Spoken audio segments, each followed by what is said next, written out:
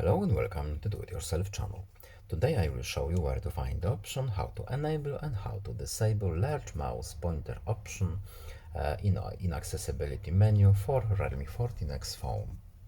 So first of all we need to go to our phone's settings. Then in settings we're looking for accessibility and convenience menu, then accessibility menu, and here at the top we have our tabs. We have general tab, vision, hearing and interaction.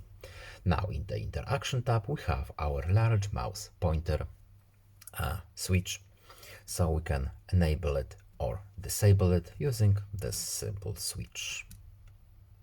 Of course we do not have any external accessories, for example a mouse connected, but the switch is right here. And that's all. I hope this video was helpful to you. Please leave a like and subscribe. Have a nice day and see you in the next video. Goodbye.